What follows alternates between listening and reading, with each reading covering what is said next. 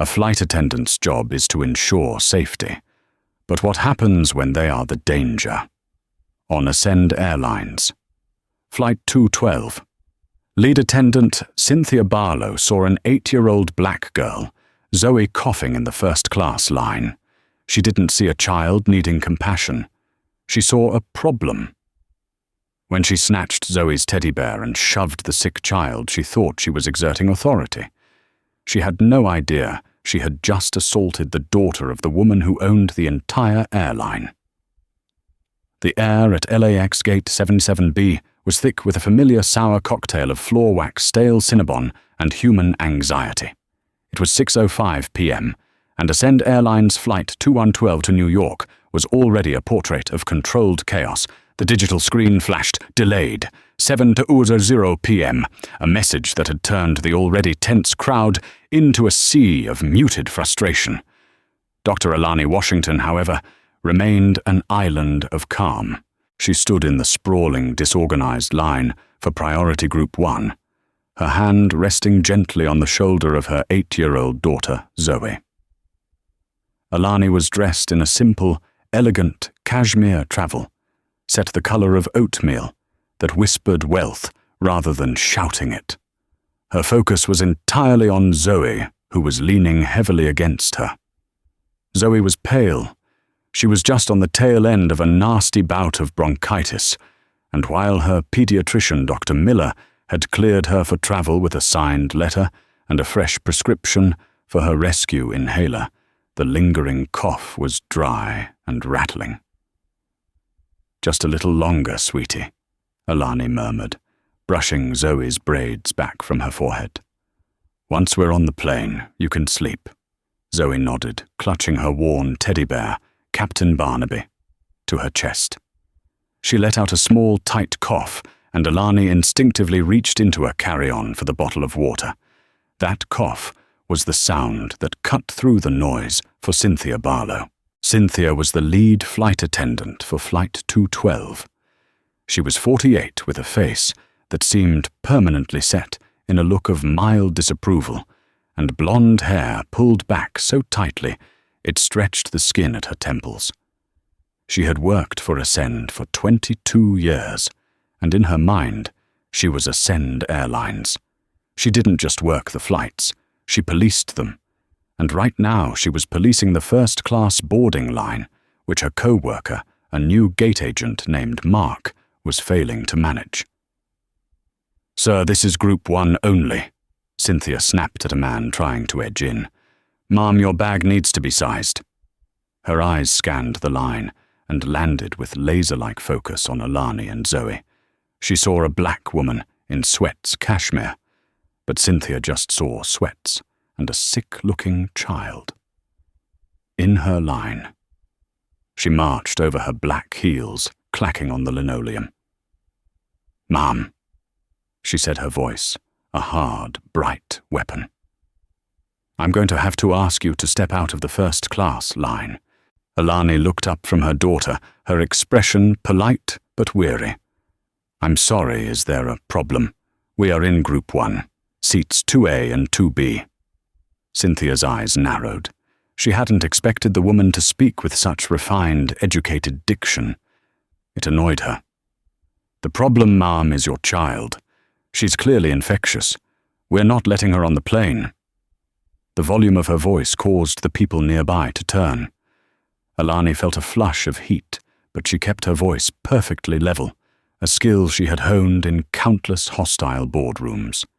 "She is not infectious," Alani said calmly. "She is recovering from bronchitis. She has been medically cleared for travel. I have a signed letter from her pediatrician right here." She began to reach into her designer tote, but Cynthia put up a perfectly manicured hand. "I don't need to see your letter," Cynthia said, her voice dripping with condescension. "I can hear that cough. It's my responsibility to protect the health and safety of the other 200 passengers. I'm not having an epidemic start in my cabin." Zoe, sensing the tension and the stares of the strangers around them, buried her face in Alani's side. Her breathing hitched, triggering the very cough Cynthia was complaining about. It was a harsh, rattling sound that made several people wince. "See?" Cynthia said, triumphant. "Not a chance. You're a health risk." "You are not a medical professional," Alani stated, her voice losing its warmth and turning to steel. "And you are not authorized to make that diagnosis. My daughter is cleared, and we will be boarding this flight." Cynthia looked genuinely offended, as if Alani had slapped her. How dare this woman question her authority? She was the lead attendant. On this plane, her word was law. "Mark," Cynthia barked, signaling the flustered young gate agent. "Mark, this passenger is being disruptive and is attempting to board with a symptomatic child. Call security." "Now wait a second," Alani said, her calm finally breaking. "You are escalating this for no reason. I am simply trying to get my daughter home. She needs rest." "Then you should have kept her at home," Cynthia sneered. "Now please move, you're holding up the actual first-class passengers." This was the moment everything shattered. Zoe, terrified that this angry woman was going to make the police take, her mummy started to cry. "Mummy, I want to go home. I want Barnaby." In her distress, her small hands lost their grip on the teddy bear. Captain Barnaby tumbled to the floor. Zoe lunged for it, a sob catching in her throat. "Barnaby." But Cynthia, in a move of pure spiteful dominance, stepped on the bear's arm. "Ugh, this thing is probably covered in germs, too," she muttered. "Don't!" Zoe cried, reaching down. "Get your hands off that young lady," Cynthia snapped. Alani's blood went cold. "You will not speak to my child that way," she said, her voice dangerously low. "Get your foot off her toy." Cynthia, now in a full-blown power trip, bent down, plucked the teddy bear from the floor by one arm, and held it up as if it were a piece of biohazard. "This," she announced to the gate area, "is a perfect example of why we have hygiene protocols." Zoe, in a panic, reached for her bear. "Give him back, he's sick." The bear had a matching cast on his arm from Zoe's last checkup. As Zoe reached, Cynthia recoiled. "Don't touch me!" And then the unthinkable happened. Cynthia didn't just pull the bear away, she used it as a weapon. She shoved the toy hard back into Zoe's chest. "I said, wait your turn." The force of the shove combined with Zoe's exhaustion and the slick airport floor was too much. Zoe stumbled backward, her legs tangling. She didn't just fall, she crashed her head, striking the hard metal base of a stanchion with a sickening crack. For a single horrifying second, the entire gate went silent. The only sound was the click-clack of a rolling suitcase far down the terminal. Zoe didn't cry. She just lay still, her eyes wide in shock, a tiny trickle of blood starting to well from her hairline. Alani's world stopped. The noise of the airport, the face of Cynthia Barlow, the delayed flight, it all vanished. She was on her knees in an instant, her hands hovering over her daughter's head. "Zoe, Zoe, baby, look at me. Talk to me, sweetie." Cynthia Barlow, seeing the blood, finally realized what she had done. Her face went from crimson rage to a ghostly white. She fell," Cynthia stammered. Alani looked up. The weariness was gone. The calm was gone. All that remained was an elemental fury that was terrifying to behold. Her voice was a whisper, but it cut through the entire terminal. "You hit my child." She didn't shout. She didn't scream. She didn't need to. In that moment, Cynthia Barlow felt the first cold prickle of fear, the sense that she had just made a mistake that would end her career. She just had no idea how right she was. The silence at gate 77B shattered. A woman in the front row gasped, "Oh my God," and immediately raised her phone. Within 3 seconds, a dozen phones were out, all recording. "Mommy!" Zoe whimpered, her eyes finally focusing on Alani. The sound mobilized Alani out of her shock. "I'm right here, baby. Don't move. You're okay." Alani, whose PhD was in aerospace engineering, was also trained in emergency first response, a requirement she had set for her entire executive team. Her hands were gentle, but firm, her doctor title suddenly taking on a very practical meaning. "Mark," she yelled at the gate agent, "call 911. Tell them I have an 8-year-old female with a head laceration and possible loss of consciousness." Mark, who was already on the phone, nodded, his face pale. He'd been calling security. Now he was calling for an ambulance. Cynthia, however, was already in damage control mode. Her terror was being rapidly replaced by her ingrained arrogance. She saw the phones and she saw her 22-year career flashing before her eyes. The only way out was to attack. "It was an accident," she shouted at the crowd. "The child was unruly. She lunged at me." She turned to Alani, who was carefully applying pressure to Zoe's head with a silk scarf from her bag. "Mom, you need to control your child. This is exactly the kind of disruptive behavior I was talking about. You've created a hazardous situation." Alani didn't even look at her. "Get away from us," she said, her voice flat and cold. "I will not. This is my gate. I am the lead attendant, and I am telling you, you are a security risk. You and your child are not flying." "She's right," Alani said, her voice suddenly shockingly loud. "We're not flying. Nobody is." The gate area went quiet again. "What did you say?" Cynthia sneered. Officer Alani called out, as 2 LAX police officers and a team of paramedics came jogging down the concourse. "Thank God." Cynthia immediately moved to intercept them. "Officers, thank goodness. This passenger became violent when I told her sick child couldn't fly. She was disruptive and her child fell. Now she's threatening the flight." The paramedics pushed past Cynthia. "Ma'am, please step aside." They knelt beside Alani. "Ma'am, what happened?" "I'm Dr. Washington. This is my daughter, Zoe." Alani said, her voice a perfect clinical calm. "She was assaulted by that flight attendant, fell and struck her head. Possible LOC 3-centimeter laceration, and she's disoriented." The lead paramedic, a man named Josh, was impressed. "Okay, Dr. Washington, we've got her." As they began to assess Zoe, the police officer Sergeant Miller turned to Cynthia. "Ma'am, what's your side of this?" "I am the lead flight attendant, Cynthia Barlow," she said, drawing herself up. "This passenger was non-compliant. Her child was coughing a clear violation of health policy. When I informed her she couldn't board, she became agitated. Her child lunged. I moved to protect myself, and the child tripped and fell. It was an accident caused by the mother's negligence." "That's a lie." A man in a business suit spoke up from the line. "We all saw it. The kid dropped her bear. The attendant grabbed it and shoved the kid. Hard. I've got it on video." A chorus of other passengers agreed. "We all saw it." "She hit a sick kid." Cynthia's face hardened. "These people don't know our protocols. I am responsible for safety."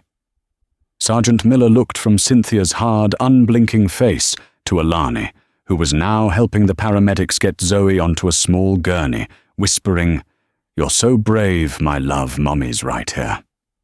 "Mum," Miller said to Cynthia, "we're going to need your statement, and I'm going to need the airline to ground this flight at least until we review the security footage."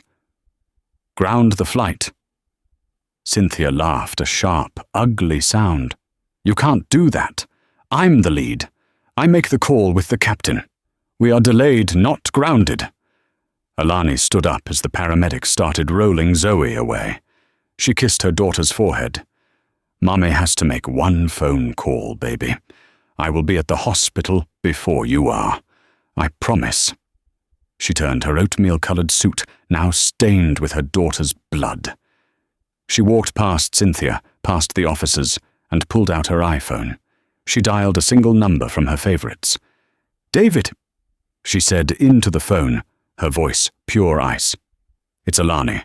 We have a code red at LAX gate 77B. An employee, a lead attendant named Cynthia Barlow, just assaulted Zoe. My daughter is on her way to the hospital." She paused, listening. "No, she's stable. Mild concussion, I think. But David—" Her eyes locked with Cynthia's across the gate. "Ground Flight 212. Ground the plane, ground the crew. And I want every executive at Ascend West Coast operations at that gate in 10 minutes. And find Robert. I want him there too." Robert was Robert Quentin, the head of Ascend's legal department. Cynthia was watching this, her arms crossed, smirking. She was telling the captain who had just come out that some passenger is having a tantrum. "Who is she calling?" the captain asked, annoyed. Cynthia scoffed. "Probably her lawyer. It's an empty threat. She has no authority here." 5 minutes later, Cynthia's world ended. The first to arrive wasn't a lawyer. It was David Foster, the senior vice president of West Coast operations for Ascend Airlines. He was a tall man, known for his impeccable suits and his zero-tolerance attitude for failure. He didn't just walk to Gate 77B. He ran his tie flying over his shoulder, a look of pure, unadulterated terror on his face. He was followed by 4 other people in suits, all looking like they'd just been pulled from a funeral. Cynthia Barlow saw them coming. A small flicker of confusion crossed her face. She recognized David Foster. Why was a senior VP running to a gate over a disruptive passenger? Mr. Foster to Cynthia called out, trying to take control. "I'm so glad you're here. This situation has gotten completely out of hand." David Foster ran past her, as if she were a piece of furniture. He didn't slow down, didn't look at her. He ran straight to Alani, who was standing by the window watching the ambulance lights disappear down the tarmac. The entire gate area, now packed with delayed passengers and stunned employees, watched as the powerful SVP stopped 2 feet from the woman in the blood-stained sweats. "Dr. Washington." David panted, his hands clenched. I am. Words are not. Is she? She'll be fine, David." Alani said, her voice quiet, but carrying in the stunned silence. "Mild concussion. She'll need stitches."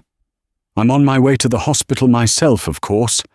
David said, "I've already called Dr. Evans at St. Jude's. He's the best neurosurgeon in the state. He's waiting." "Thank you, David. That's good."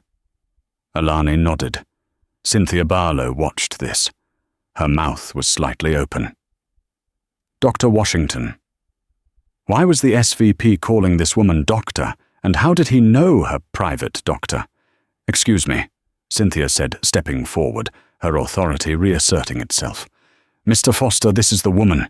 She's the one who caused all this. She's claiming I—" David Foster turned around. He turned so slowly that it seemed menacing. The look he gave Cynthia Barlow was not anger. It was something worse. It was a look of pure, cold pity, as if he were looking at a person who had just stepped in front of a speeding train. "You," he said, his voice a low growl. "Yes, sir," Cynthia said, suddenly uncertain. "I am Cynthia Barlow, the lead attendant for this—" "I know who you are, Ms. Barlow," David whispered. "Your employee file was just emailed to the entire executive board."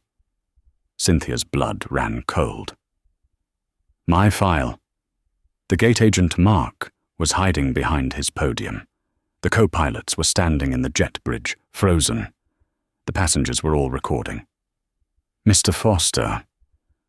"I was following protocol," Cynthia stammered. "Was it protocol?" David asked, his voice rising. "To deny boarding to a child with a pediatrician's letter? Was it protocol to call a passenger disruptive for asserting her rights? Was it protocol to assault a minor? I didn't. She fell. I... Cynthia was unraveling. She looked around, desperate, and her eyes landed on Alani. The rage returned. "You..." She spat at Alani. "Who are you? You think you can just call your rich doctor friends? You think you can get me in trouble? You have no idea who I am. I am this airline." Alani took one step forward. She was shorter than Cynthia, but in that moment, she was a giant. "No, Cynthia," Alani said, her voice soft. "You're not this airline. I am." Cynthia laughed. You're nothing. You're just a passenger in a sweatsuit." David Foster stepped in his face, crimson. "Ms. Barlow, you will be silent. You are addressing Dr. Alani Washington, the founder and CEO of the Ascend Holdings Group, the woman who owns this plane, this gate, this terminal, and your contract." The words dropped into the silence of the gate like stones into a deep, dark well. Every phone was pointed at Cynthia. The captain, who had been standing next to her, took a very deliberate step away. Cynthia's face went through a rapid, spastic series of emotions: confusion, disbelief, denial, and then finally a dawning, sickening horror that hollowed out her eyes and made her knees buckle. She looked at the blood on Alani's simple oatmeal-colored suit. She looked at the $30,000 designer tote Alani had been reaching into for the letter. She looked at the woman who had just grounded a 767 with a single phone call. "You're the CEO," Cynthia whispered. "I am," Alani said, her face a mask of iron. "And you, Ms. Barlow, are fired." "You can't!" Cynthia shrieked, the sound high and desperate. "I have a union. You can't just—" "Oh, I can," Alani said. "Robert, tell her." A man in a sharp suit, Robert Quentin, the chief legal officer, stepped forward. "Ms. Barlow," Robert said, reading from his phone, "you are not being fired. You are being placed on immediate unpaid administrative leave, pending a criminal investigation for assault and battery on a minor willful endangerment and gross misconduct. Your union rep has already been notified. Your credentials and badge are to be surrendered immediately." "Sergeant Miller," he said, nodding to the police officer, "is waiting to take your full statement. I suggest you find a lawyer." Sergeant Miller stepped forward. "Ma'am, please come with me." Cynthia Barlow looked at the police officer, then at the smiling, recording faces of the passengers, and then at Alani, who was already turning away her mind on her daughter. Cynthia had built her entire identity on the power of her blue uniform. In a single blinding moment, she realized she had just assaulted the child of the one woman in the world who owned the color blue itself. She began to shake, and for the first time she said nothing. While Cynthia Barlow was being led into a small grey interrogation room at the LAX police substation, Alani Washington was sitting in a different, sterile room. The private suite at St. Jude's Children's Hospital was quiet. Zoe was asleep in the large bed, her head wrapped in a clean white bandage. She had a concussion and 4 stitches just above her hairline, but she was, as Alani had predicted, stable. Captain Barnaby, who had been retrieved from the gate and wiped clean by a paramedic, was tucked under her arm. For 2 hours, Alani was not CEO. She was just Mommy. She held her daughter's hand, hummed her favorite song, and read a text from her ex-husband, a man she co-parented with beautifully, who was now on his way from San Francisco. She was calm, but underneath the calm, a cold, tectonic anger was building. At 10:00 p.m., she stepped into the adjoining family lounge. David Foster and Robert Quentin were there waiting, their faces grim. The room's TV was on mute, but the ticker at the bottom of the screen told the whole story. Do hit by Ascend and Do Ascend CEO were the top 2 trending topics in the world. The shaky video of Cynthia shoving Zoe, followed by the high-def video of the SVP's reveal, was on every network. "The stock," David began, "is going to be a bloodbath in pre-market." "I don't care about the stock, David," Alani said, pouring a coffee. "I care about the cancer." The 2 men looked confused. "The cancer?" Robert asked. Cynthia Barlow wasn't a bad apple. She's a symptom. She's a 22-year employee. How many times did she do this before? How many times did she see someone like me, someone black, someone female, and decide they were less than? How many times did she get away with it because her victim wasn't the CEO? Robert Quentin had the decency to look down. He opened a laptop. We pulled her file, Alani. It's not good. Go on, Alani said, her voice flat. 14 formal passenger complaints over the last 5 years, all for abusive or aggressive language. 3 of them specifically mention racially insensitive remarks. 1 was from a pilot. And, Alani said. And Robert said they were all resolved. She was sent to de-escalation retraining. Twice. The last one was 6 months ago. Who signed off on this? Robert pointed to a name on the screen.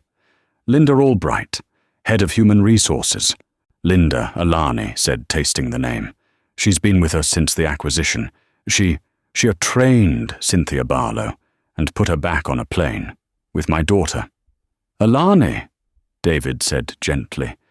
Linda she's a company woman. She follows the union protocols. She's an enabler, Alani cut in.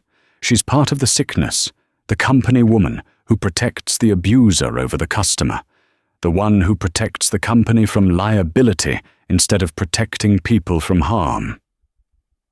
She's the reason Cynthia felt untouchable. Alani closed her eyes. She pictured Zoe's head hitting the stanchion. She pictured the sneer on Cynthia's face. She opened them. Robert, call security. Have them meet Linda Albright at her office. She is not to touch her computer. She is to be escorted from the building. Her career is over. Her severance is 0. Cite gross negligence, endangering the public. Alani, the legal blowback, Robert began. The legal blowback for not firing her will be a $1 billion class action lawsuit when I'm done. Fire her, now. Robert, seeing the look in her eyes, just nodded. Yes, ma'am. David, Alani continued. Draft a press release. No, we are sorry, fluff. I want full ownership. Ascend Airlines has failed. We failed our customers. We failed our duty of care. And I, Alani Washington, failed as a leader by allowing a culture of abuse to fester. I want it raw and I want it real. That will kill the stock, David protested. The stock is already dead, Alani shot back. We're not saving the stock tonight. We're saving the soul of the company. We're cutting out the cancer, all of it, starting with Cynthia and her enabler Linda. She looked back through the glass at her sleeping daughter. Tomorrow we rebuild. Tonight we purge. The next morning, Cynthia Barlow was released on $50,000 bail. She emerged from the police station to a blinding wall of cameras and shouting reporters. Ms. Barlow, did you know she was the CEO? Is it true you have 14 prior complaints? Are you racist, Ms. Barlow? She said nothing, pulling her coat over her head and diving into her union rep's car. The rep, a weary-looking man named Frank, drove in silence.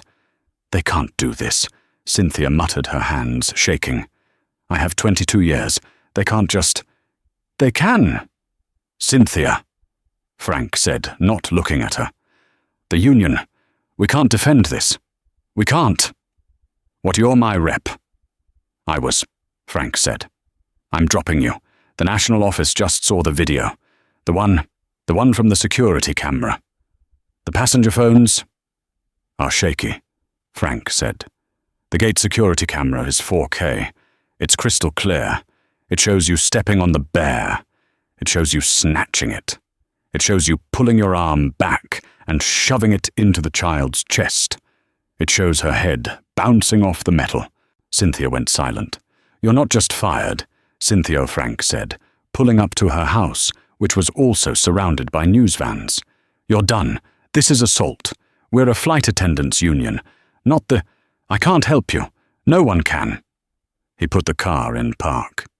Good luck, Cynthia. You're going to need it. He got out, leaving her in the car to face the cameras alone. Across town, Alani Washington, dressed in a sharp, dark blue power suit, walked into Ascend HQ. Employees, many of whom had never seen her outside of a corporate video, stared in silence. The air was thick with fear. She didn't go to her penthouse office. She went to the main HR floor. The office of Linda Albright was already empty, its glass walls bare. A single box of personal items sat by the door. Alani walked to the center of the floor. "Everyone," she said. Her voice was quiet, but it commanded the room. "My name is Alani Washington. Yesterday my daughter was hurt by an employee of this company. That was a tragedy. But the real failure, the real crime, happened in this room." She picked up Cynthia's file. This file, 14 complaints, 14 chances to do the right thing. 14 times people cried out for help, and this department, this culture, told them to fill out a form while it sent the abuser to a retraining class. She threw the file into a large trash bin. As of today, we are no longer in the business of human resources. We are in the business of humanity. The entire old guard of this department is gone. We are rebuilding it from scratch. The new mandate is simple. You protect the passenger. You protect the good employees. You do not ever protect the abuser. We will be reviewing every single complaint file from the last 10 years. And if we find a pattern, we will find you. The purge is not over. It has just begun. She turned and walked out, leaving a sea of stunned and, in some cases, terrified employees. She was on her way to a press conference. The press conference was a spectacle. Alani had booked the largest ballroom at the LAX Hilton, and it was still standing room only. The air was electric, filled with the sound of 1,000 camera shutters firing like a field of nervous cicadas. Over 200 journalists from every major global network were crammed into the room. Alani Washington walked onto the stage alone. She wore no notes, carried no props. Her suit was a sharp, dark, custom-tailored blue, not the old Ascend blue, but the new, deeper, richer color that would become the airline's new branding. It was a statement she wasn't hiding, and she wasn't running. She stood at the simple podium and waited. The roar of the room slowly died, succumbing to the gravity of her silence. She looked out her eyes, finding the main camera lens, and she spoke. Her voice was not amplified by anger, but by a chilling, crystalline clarity. "Good morning. I am Dr. Alani Washington, and my company Ascend Airlines has failed." A frantic new wave of shutters exploded, but she continued unbothered. "We failed Zoe Washington. We failed every passenger who ever felt marginalized, threatened or abused by an employee, and was met with silence. We failed every good employee who was forced to work alongside a culture of abuse." She paused, her gaze sweeping the room. "The videos you've all seen are horrific, but they are not the real story. They are a symptom. The real story is how a company, my company, could build a system so broken that it protected the abuser and punished the victim. The real story is that this was not a bad apple. This was a poisoned tree." A reporter from the New York Times shouted, "Dr. Washington, how can you fix a poisoned tree?" Alani's eyes locked onto him. "Not with apologies," she said. "Apologies are just PR. Not with a quiet settlement. That's just risk management. I'm not here to manage risk. I'm here to excise a cancer." "Today," she announced, her voice rising with power, "I am announcing the Zoe Protocol. It is not a policy. It is a new constitution for this airline, and it has 3 pillars. Pillar 1, accountability. As of last night, the entire leadership of our human resources and in-flight services departments has been terminated. This includes Linda Albright, the HR head, who reviewed and buried 14 separate complaints against Cynthia Barlow. But we did not stop there. We have partnered with the NAACP and the Anti-Defamation League not for a photo op, but for a top-to-bottom, multi-million-dollar audit of every hiring, training and complaint protocol we have. Pillar 2 Re-education. 2 weeks ago, Ascend Airlines did the unthinkable. We grounded our entire global fleet for 24 hours. Every single one of our 40,000 employees, from baggage handlers to pilots to me, sat in a mandatory Humanity First training. Our shareholders were furious. It cost this company over $110 million in lost revenue, and it was the best money I have ever spent. We showed them the 4K security footage of Gate 727B, and we made them watch. We taught them that I was following protocol is no longer an excuse for a lack of humanity. Pillar 3 Power. Effective immediately, we have created the Passenger Advocacy Office. This is not HR. This is not customer service. This is an independent investigative body run by a former federal prosecutor with a direct line to my office. If you feel you have been marginalized, you are no longer filling out a form that goes in a trash can. You are starting an investigation that lands on my desk. The era of your word against a lead attendant's is over. She looked back at the camera, her face a mask of iron resolve. We are not asking for your trust. We are here to earn it. We will be the safest, most transparent, and most humane airline in the world, or we will not be an airline at all. The purge was necessary. The fix is permanent. While Alani Washington was rebuilding her company, Cynthia Barlow was watching her life burn to the ground. Her trial was a masterclass in swift, undeniable justice. The union, after viewing the 4K security footage, had dropped her so fast it left a vacuum. She was forced to hire a cut-rate public defender who looked for the entire trial like he had just woken up. The prosecution's case was simple. They didn't even call Alani to the stand. They didn't need to. Your Honor, the prosecutor, a sharp-dressed man named Mr. Henderson, said, the defense will claim this was an accident, that Ms. Barlow was following protocol, that she was scared. I have but one witness. He gestured to the technician. Please play Exhibit A, the gate security camera angle 2. The massive courtroom screens lit up.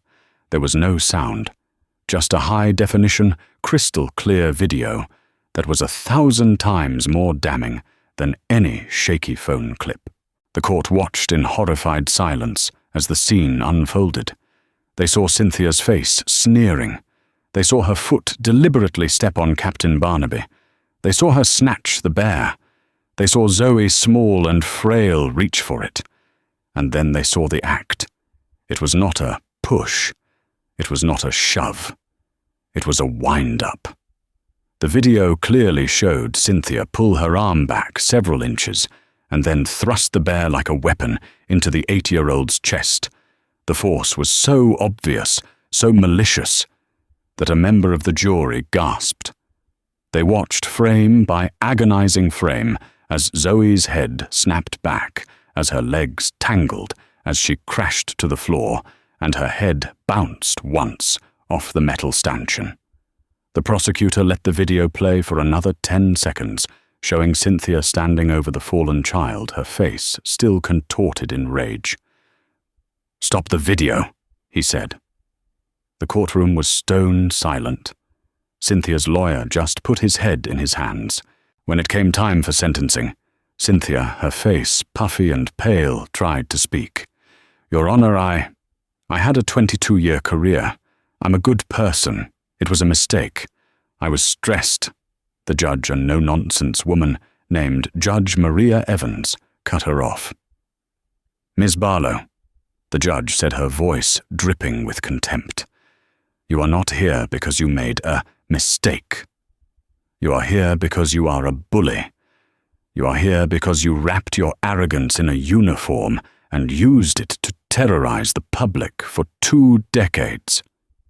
I have read your employee file, the 14 complaints, the retraining sessions. It's clear to me you learned nothing. You were not a lead attendant. You were a protected problem. You finally just did it to the wrong child. But let me be clear, the judge said, leaning forward. This sentence is not because you assaulted the child of a CEO. That is irrelevant. This sentence is because you assaulted a child.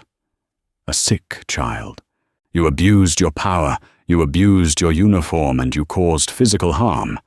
You are a danger to the public you were meant to serve. For the charge of assault and battery on a minor, I sentence you to 18 months in the California State Prison System. A high-pitched wail escaped Cynthia's throat as the gavel cracked. Her 18 months were brutal. She, who had built her entire identity on authority and the power to give orders, was now inmate. X-449IOB. She had no power. She had no authority. She was told when to eat, when to sleep, and when to speak. Her arrogance was ground out of her, replaced by a hollow, bitter numbness. She was released after 12 months for good behavior. She emerged into the sunlight, blinking 20 pounds lighter, her blonde hair now a dull, stringy grey.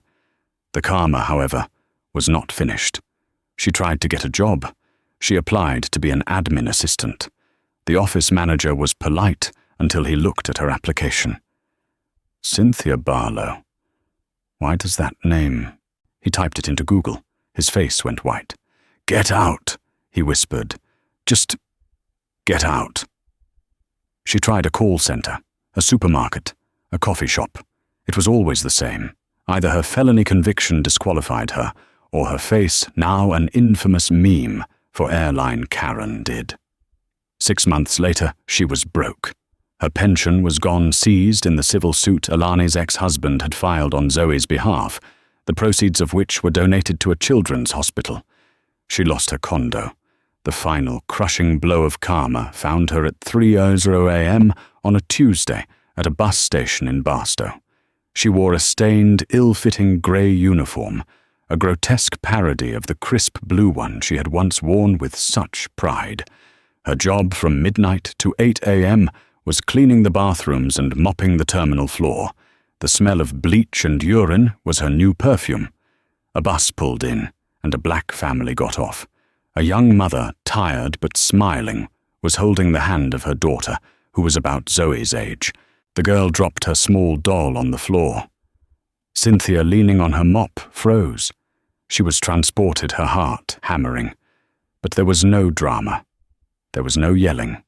The mother simply laughed. "Oopsie, baby," she said, picking up the doll, wiping its face on her shirt and handing it back. The family walked right past Cynthia, their eyes sliding over her, as if she were a piece of trash, a fixture, a ghost. Cynthia Barlow, the woman who had demanded to be seen, to be respected, to be feared, was now invisible. She turned back to the grimy floor, her reflection staring back at her from a puddle of dirty water, a bitter hollow and justly served end. 6 months can feel like a lifetime. For Alani Washington, it was a crucible.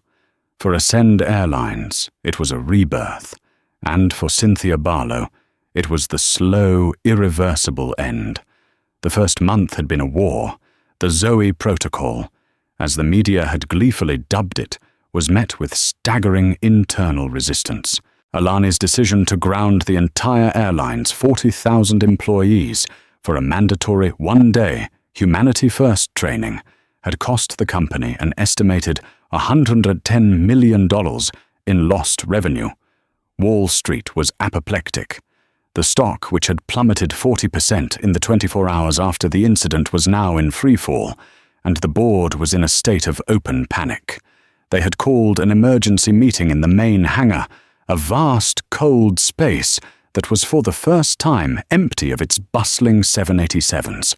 The board, composed mostly of old guard airline executives men who had started their careers in the regulated 1970s, sat at a long table, their faces grim. "Alani, it's financial suicide," said Thomas Reed, the board chairman. "You're setting money on fire to fix a PR problem. We have insurance for this. We settle with your family. And we move on. We don't dismantle the entire company." This was not a PR problem. "Tom," Alani had said, her voice echoing slightly in the cavernous space. "It was a sickness. The video of Zoe was a symptom. The 14 buried complaints against one attendant were the disease.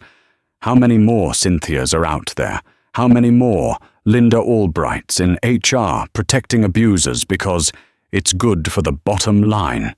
A senior captain, a man named Mark Galloway, with 30 years of flight time, stood up from the back.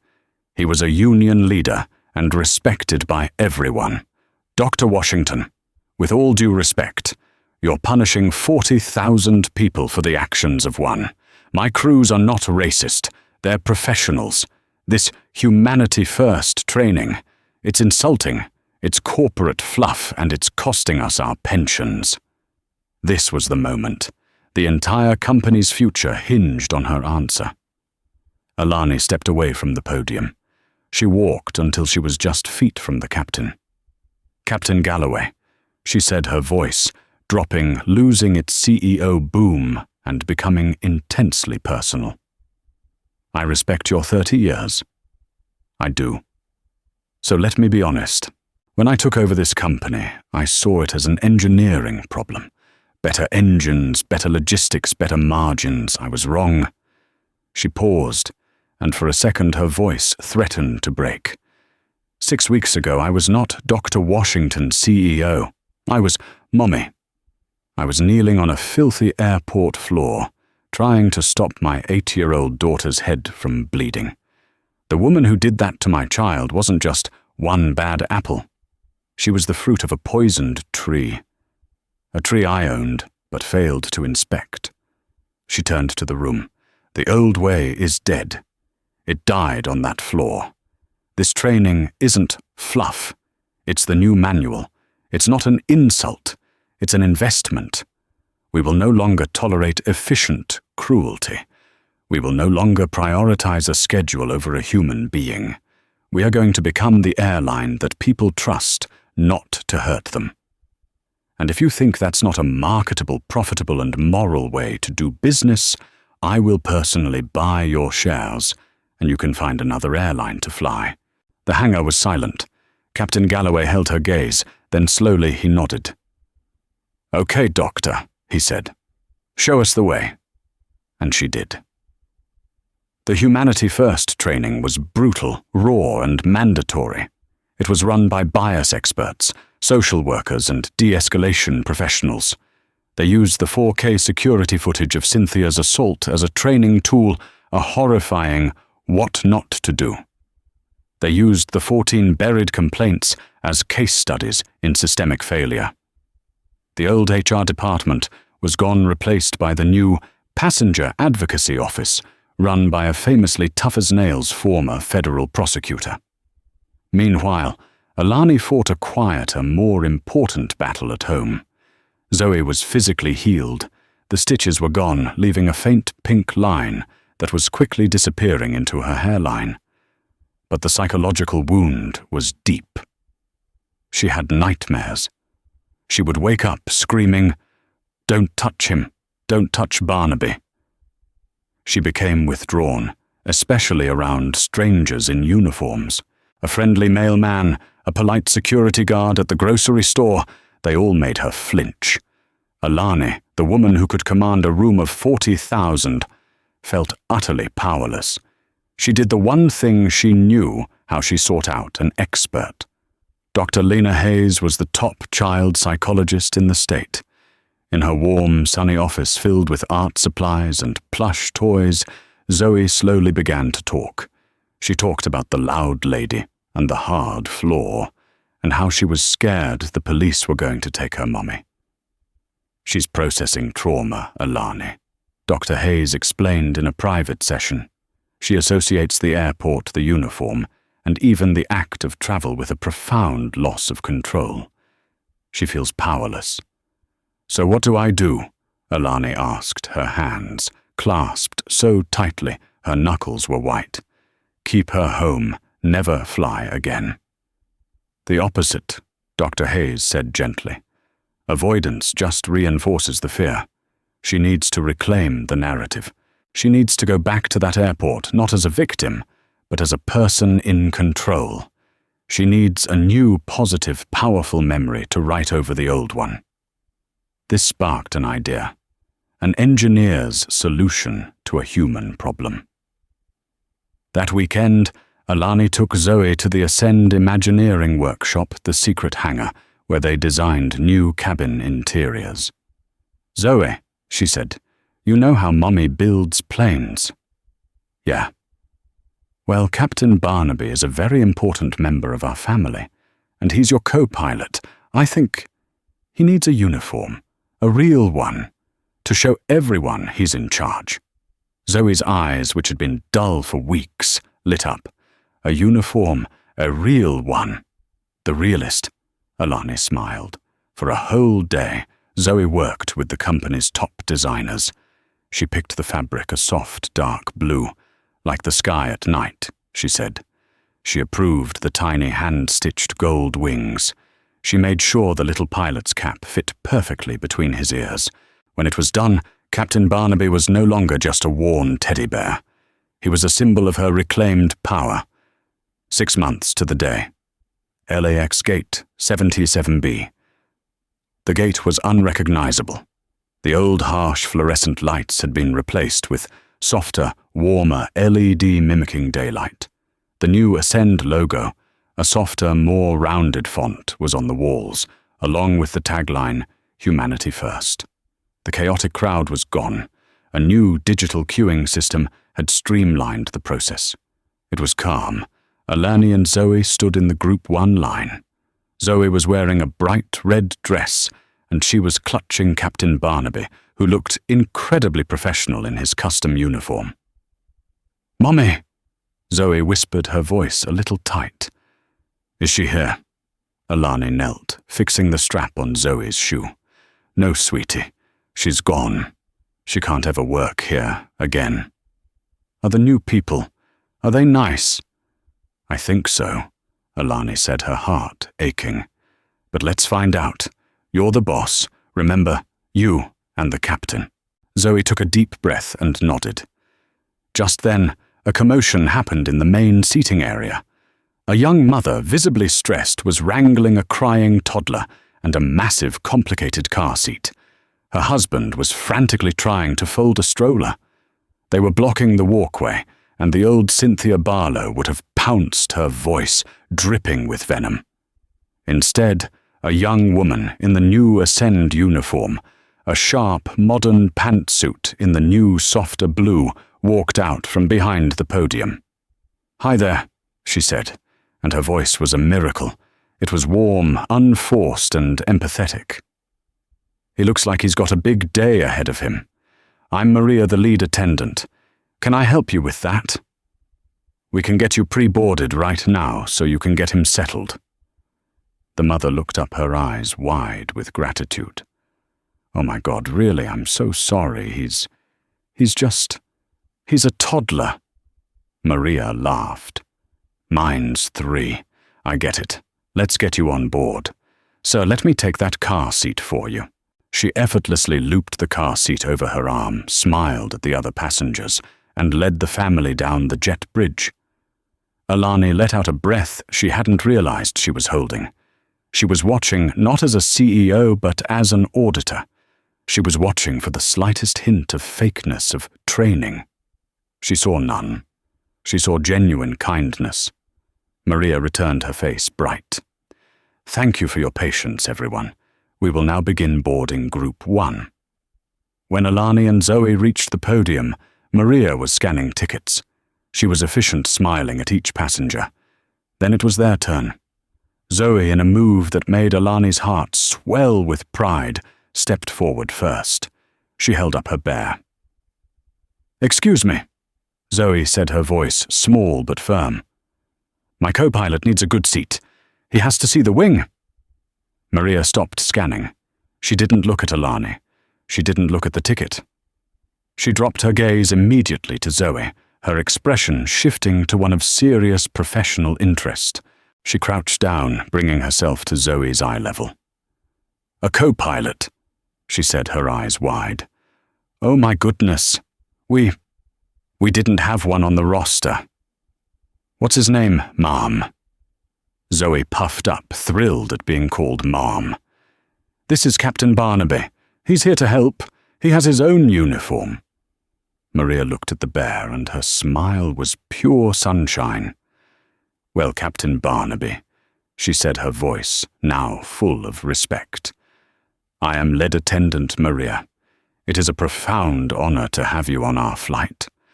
I'll be sure to let Captain Evans know that you'll be assisting with oversight." She reached into her pocket.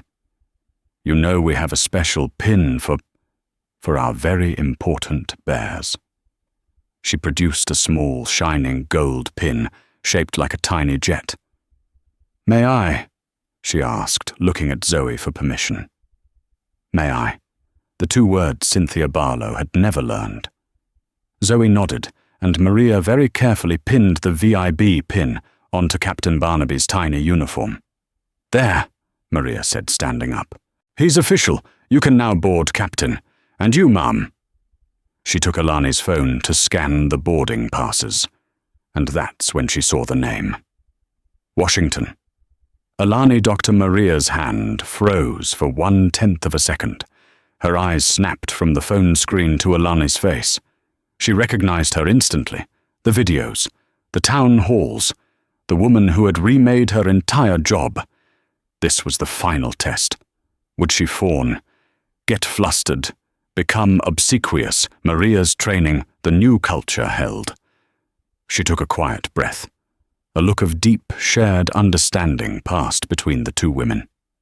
Maria didn't see a CEO. Alani didn't see an employee.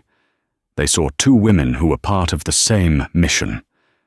Maria handed the phone back. Her smile was just as warm, just as genuine. "Welcome aboard, Dr. Washington," she said, her voice soft. "It's good to have you." "Welcome home," Alani smiled back. "It's good to be home, Maria. Thank you." They walked down the jet bridge. Alani and Zoe settled into their seats, 2A and 2B, the very seats they had been ticketed for 6 months ago. Zoe immediately scrambled to the window, pressing Captain Barnaby's face to the glass. "Look, Barnaby, you can see the flaps, Mummy. He says the flaps look good.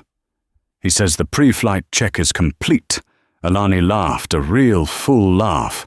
The last shadow of that day, that horrible, grey-floored day, finally evaporated. Her phone buzzed in her pocket. She pulled it out. It was a text from David Foster, her COO. "FYI, stock just crossed 150, highest price in company history. Forbes is calling it the Humanity First boom. Trust has been restored. We're the #1 airline in the world for customer satisfaction." "You did it, Alani. You actually did it." Alani read the message. A year ago, this text would have been her entire world. The victory. The number. She looked at the stock price. Then she looked at her daughter, who was animatedly explaining the concept of lift to her teddy bear.